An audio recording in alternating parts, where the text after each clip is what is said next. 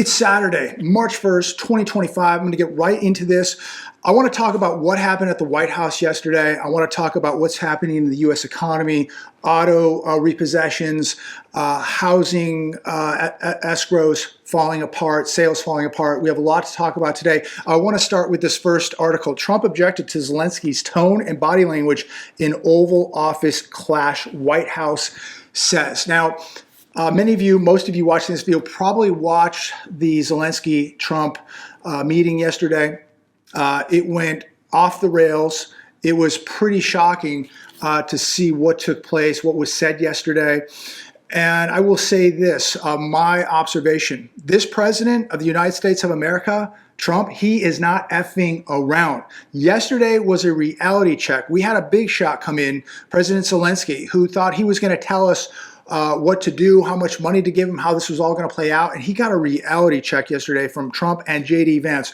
It was shocking. I watched the meeting probably now 4 times, and we've never seen anything like this. This unfolded live right on your television.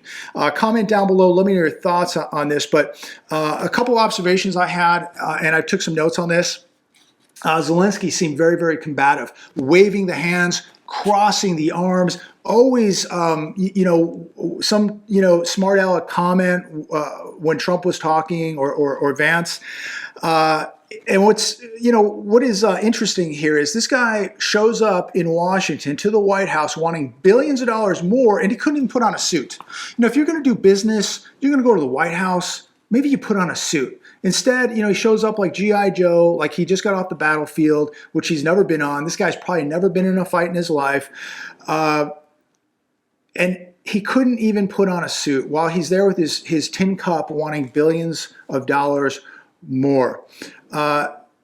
He acted like he was winning the war. He acted like he was in charge. He acted like he was some big shot, some tough guy.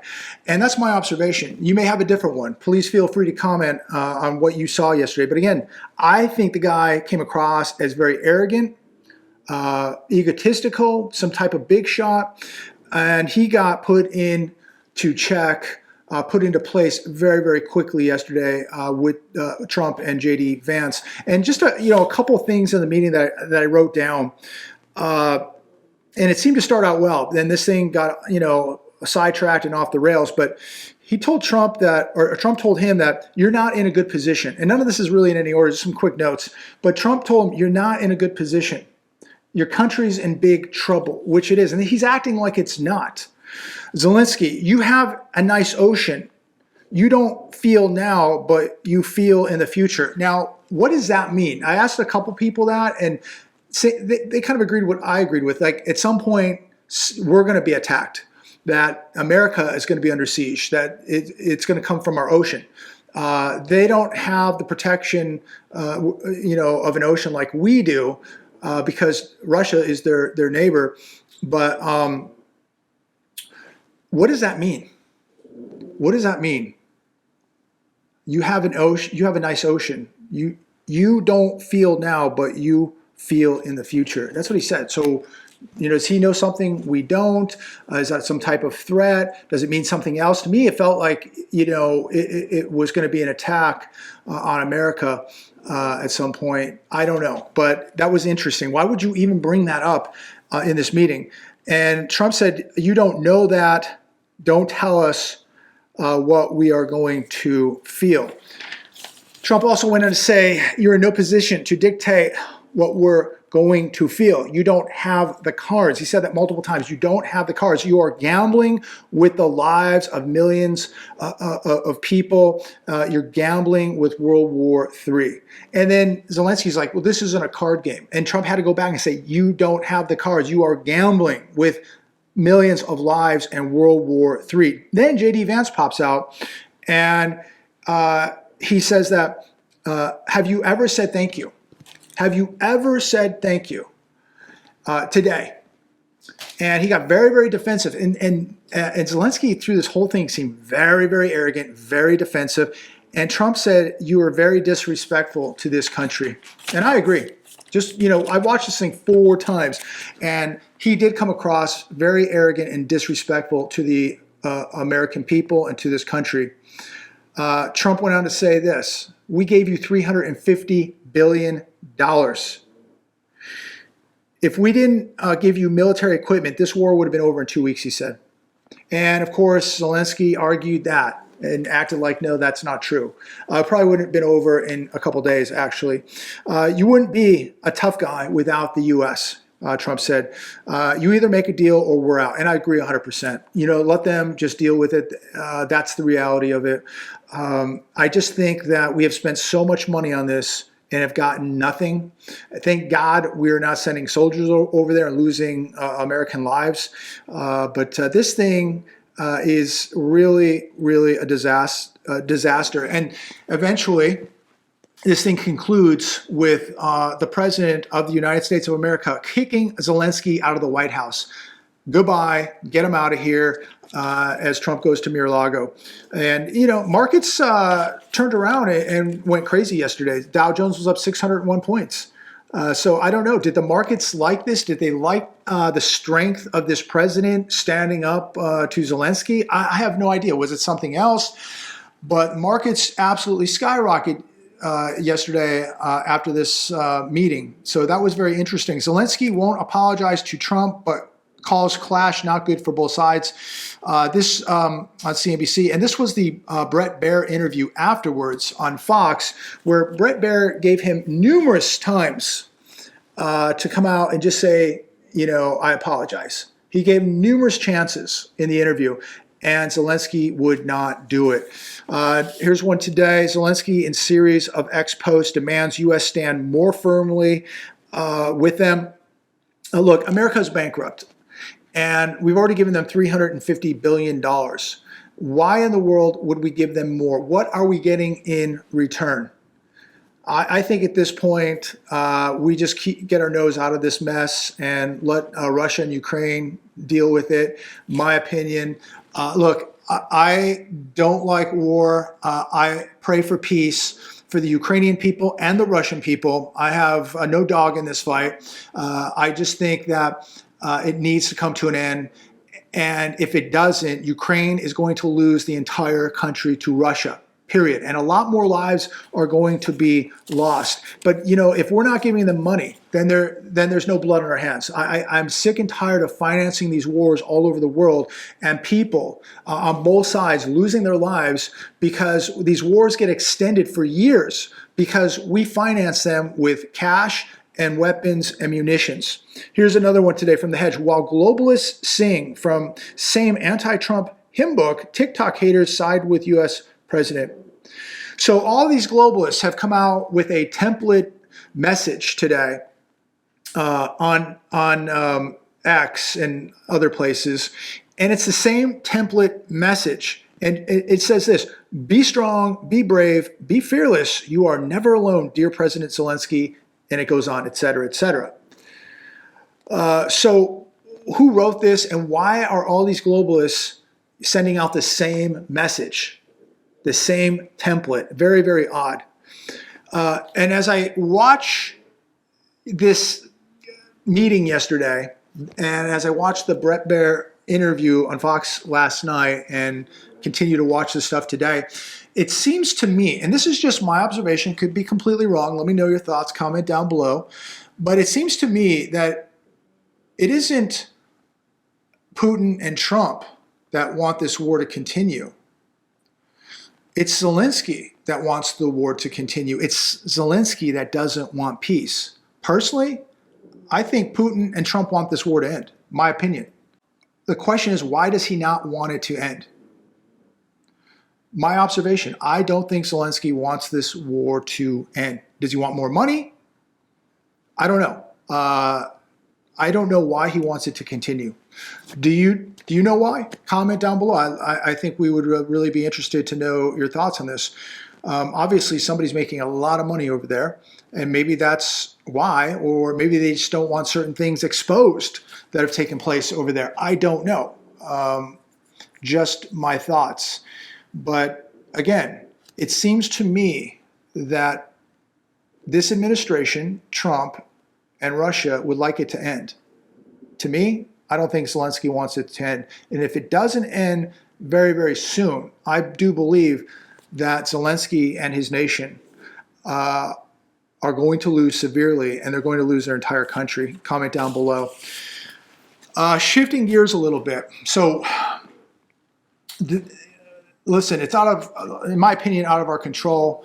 It's going to be interesting to see how it all plays out. At this point, I don't think we should be giving them any more money whatsoever, and I don't think we are.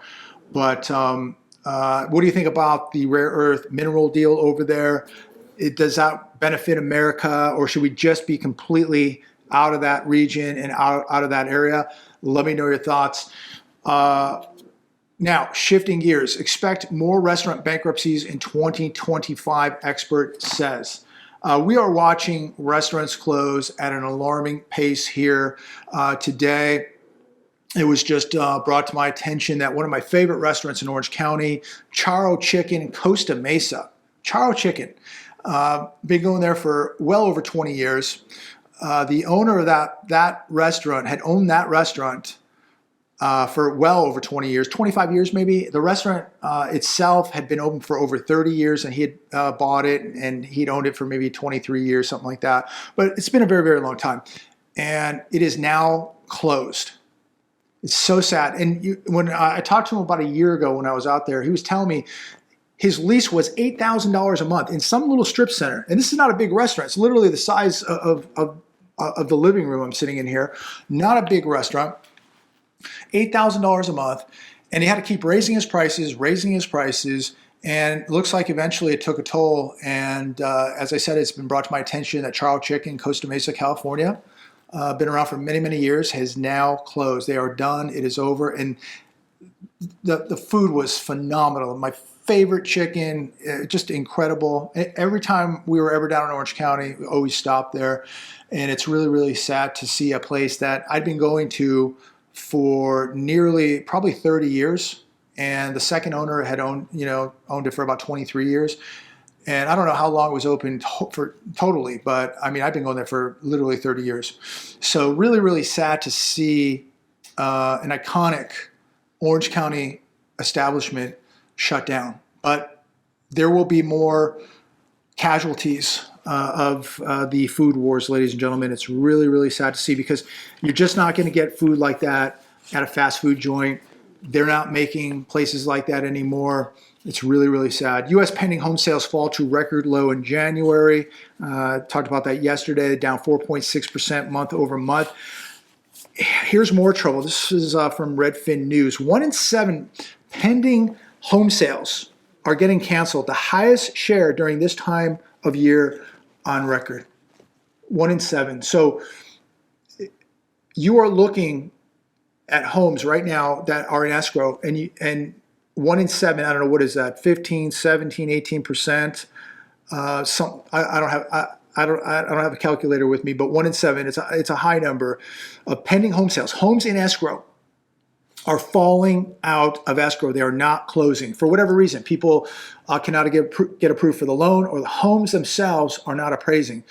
So this is not a good sign, as home sales are collapsing. And on top of that, escrows, pending sales, are collapsing. Here's another one today. Very, very interesting. A very good pulse on the economy here from mishtalk.com. Subprime auto loan delinquencies hit record high 6.56%. This is not good. This is a very, very bad omen for the economy. And so, while we're watching what's happening with Ukraine and what we're going to do with this war, we also need to be paying very, very close attention to what's happening right here at home, because we have an economic war taking place right here in America. 6.56% of subprime loan delinquencies. This is a record high. You are seeing repossessions unlike any other time. The auto auctions are stacked. You can go to YouTube right now, pull up the auto repossession channels, the auto auction channels, the repo channels, the car channels, and we've never seen anything like this. 6.56%. And you know what? It hasn't even gotten bad yet. We have not really seen anything really break yet. Wait till that happens. If you can't afford a car right now, how in the world are you affording rent or a mortgage? This is a bad, bad omen, ladies and gentlemen. And somebody said yesterday, well, you're not telling us, you don't have any solutions. And I responded to this individual yesterday. One solution is stop buying dumb stuff, because a lot of people are still out there wasting money, taking their vacations, buying stuff they don't need, 5 Amazon packages at the door. Some people are so addicted to Amazon, they need packages every day at their homes. They're paying $100 to go watch a football game, a basketball game, a baseball game, season tickets to this, to that. They don't think that, tomorrow could be a rainy day. They don't think down the road. And a lot of people are going to wake up one day and they're just not going to know what hit them. People think they're safe because they have some paper wealth, their 401ks are up, they have some equity in their homes. They don't understand how quickly this stuff can evaporate, how quickly you can lose equity in your home, how quickly your 401k can go down, how quickly a depression can hit your country, how quickly hyperinflation can hit. And we are a very, very broke nation, a bankrupt nation, and we're printing way too much money to this point. We are overspending. And no matter what Doge does, okay, and I commend them, I support what they're doing, but there has been so much damage, decades upon decades of damage. You could go back at least to 2008 and beyond, but let's just take 2008, the trillions of dollars that we printed since 2008, the manipulation of the stock market, the Federal Reserve buying mortgage-backed securities in a housing bubble, making the bubble even bigger, putting mortgage rates under 3%. This was not good for the economy. It was a nice sugar high. It felt good for a little while, but there was a price to pay for all this manipulation, for all this funny money, for just printing money out of thin air. There is a price to pay, and we're going to pay the price. Again, I commend what Doge is doing. It has to be done. But what about the damage that has already taken place that we're going to feel the pain from? Another near miss. Citigroup mistakenly credited a customer account with $81 trillion.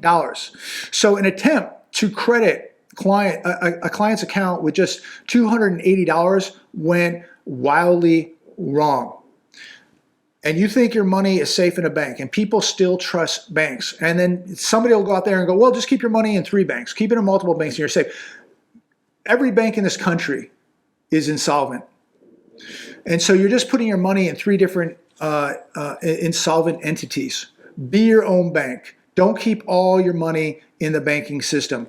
Have it in multiple places outside of the system. These banks are insolvent, and then they kept this a secret from the public and investors for nearly a year. They had 10 near misses totaling $1 billion or more in 2024. So there's huge mistakes taking place. Of course, there's a ton of criminality also taking place in these banks, and they're insolvent. And people still put all their money and trust in these banks. Don't keep your gold and silver in lock boxes in these banks. That is a big, big no-no. And don't keep all your money. Keep enough in these accounts to pay your bills and have it outside of the system somewhere else. That is my advice. That's what I'm doing. I'm not saying it may be right for you, but I do not trust this banking system one iota. And when you see the mistakes like this that they're making, and then it takes nearly a year to find out, not good. But regarding the U.S. economy, what we're seeing in housing, autos, inventories of homes piling up, inventories of autos piling up, less qualified buyers, it is going to get much more difficult to borrow money. These banks are going to tighten up. They're getting nervous. And I think that you should get a little bit nervous now too, because we are at a place now in America we have never been to before. There is so much uncertainty across the globe, over $300 trillion of global debt, 36.2 trillion federal debt right here, 200 trillion in unfunded liabilities right here in the United States. And, wars are firing up all over the place. And I think that, we have a president in Ukraine that may not want peace, and this could escalate. And we have to be very, very careful day to day what's happening in this world, ladies and gentlemen, because it is going to affect us whether we want it to or not. And you are not going to be able to stop what's coming. You cannot stop what's happening. But what you can do is prepare a little bit for you and your family. Have a plan, get your debts paid down, get your spending under control, have some extra food and water put away. Let's not forget, cyber attacks are increasing. They're happening every day. The technology out there is so advanced, and sooner or later we're going to get hit. We're going to get hit big here in America. So make sure you have food and water put away. Cancel the vacations, cancel Disneyland. It's probably a little bit better to put a little bit more insurance in your family's life than Disneyland or a baseball game or a vacation. Listen, get some food and water put away. Get some gold and silver put away. Get some cash put away. Take on an extra side hustle. And if nothing happens, wonderful. You have more gold, more silver, more cash, and less debt. But I think we all know in our hearts that we're due for some big events here in America. And this year has already been a gangbuster year. We don't know what we're going to wake up to tomorrow, but big events are on the horizon. Be ready, be prepared, be proactive. You don't want to be reactive. You need to be proactive. You need to be getting ready right now, mentally, physically, spiritually, and financially. And to that person yesterday who said that I don't have solutions, stop buying dumb stuff, get in the gym, be training, get stronger, get leaner, know how to use your hands, know how to wrestle. Those are all skills you may need, unfortunately, down the road, but it will make you a better, stronger person and a much harder person to be a victim. So that's a little bit of advice to you today. It's something you could start right now today. Get yourself in really, really good shape and have utility. Make sure you know how to take care of yourself. Get to the range. Pay off the credit cards. Pay off the house. Pay off the car. Whatever you can. Take on 1, 2, 3 more side hustles. Add to that war chest of cash, gold, and silver. I'm going to leave it there today. Leave a comment. Please like, share, subscribe. As always, I look forward to speaking to each and every one of you. Thanks for tuning in today. Have a good weekend.